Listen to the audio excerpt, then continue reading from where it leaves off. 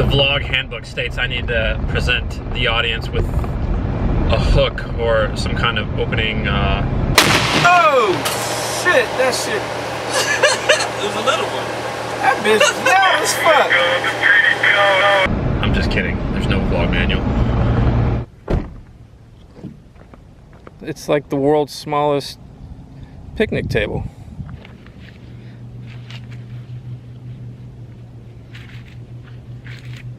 It's so small.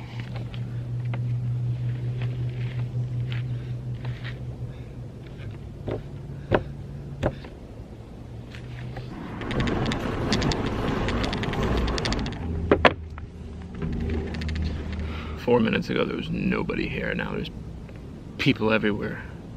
11 years ago today, this happened. Disobedience, anger, and defiance. Those three things are what led to this. Those who know me know this. I hate authority. I don't like being told what to do. In growing up, you could obviously see this. I was not the best kid in the world. I had issues just like everybody else. But again, I was anti-everything. Anti-government, anti-authority, I was just a punk. This obviously led to some problems with me getting kicked out of high school, expelled. I was given the opportunity to A, continue my education somewhere else. I wasn't allowed back in the school system locally. Or B, drop out of school and get my GED. So this is where the defiance and the disobedience immediately kicked in. So I did end up graduating, and while all my other friends went to college, I obviously did the natural thing that I tend to do, is go in the exact opposite direction, which was join the military. So grandfather Army, dad Navy. Well, I guess I gotta be different. So I think it was the second day of Marine Corps boot camp that being different should have meant joining the Coast Guard. So fast forward 8 years, a few successful enlistments in the Marine Corps, one deployment to the Middle East. I decided I needed a new challenge in my life. If you haven't guessed by now, that there's a pattern to all these things, and the reason I do what I do. I'm in the Marine Corps. What's the most defiant thing I could do? Yeah, I joined the Army. So the Army was a completely new challenge. I got to do all sorts of things I never did in the Marine Corps. This is at the height of the war in 2004, 2005, 2006. There's one particular incident that fueled my anger and kind of set me on a new course. The former Marine Corps unit I was with they were involved in an incident that killed 15 Marines. From these improvised explosive devices, these IEDs, these massive bombs hidden in the roads that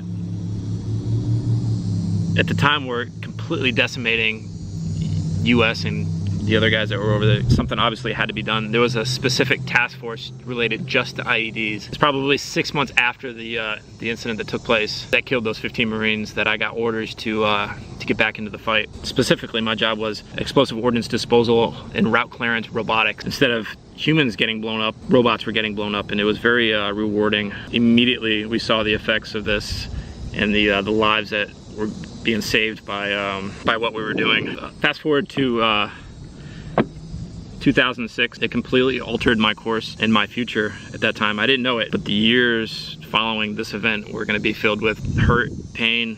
It's very hard when you've trained your entire life to do something and it's taken away from you. You can no longer do it.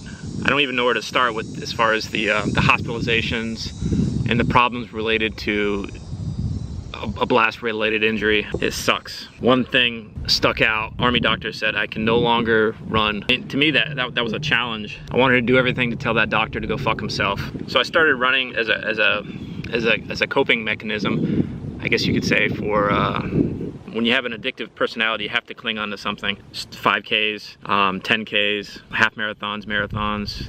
They just weren't fulfilling that need. At the time, I didn't know somebody can run greater than 26 miles. I didn't think that people can do that kind of thing. And then once I discovered the world of ultras, of course it led to 50Ks, 50 milers, 100Ks, 100 milers, 116 milers. I started doing journey runs past those distances to 173 and beyond. And of course, I was able and lucky and humble enough to complete the 314 Fall State run across Tennessee. And I don't know what's next. I have to fuel this fire somehow.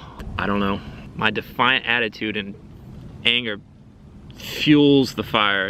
It pisses me off. It makes me do incredible things. Again, if I didn't have that mindset, this would have never happened, and I would have never pushed past those distances in running. And I don't know, this can only go on for so long before maybe this is it. I don't know. I mean, is it a 10-year-old sandbox thing to do? Yes, I completely agree. You can't tell me what to do. Fuck you. Tell me not to do something. Tell me not to do something. And I promise you, I will do everything in my power to prove you wrong. It's what I do. If there is a takeaway from this, it's maybe find your thing. Mine is flat out anger. I'm fueled by anger. I think just in the last couple days, I've been called scary, intimidating, and cocky. That's funny, cocky. You're goddamn right I'm cocky. Stand by for the next chapter, I guess. We'll see what happens.